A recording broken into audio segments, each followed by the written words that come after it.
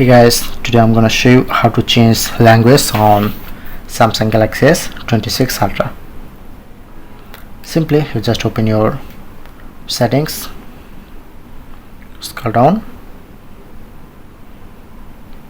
press on to general management,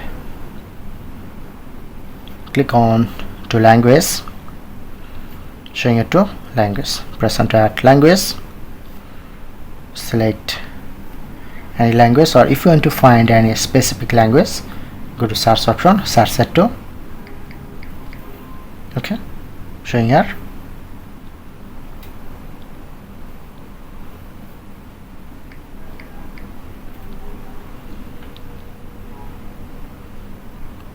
Okay, and press on set as default.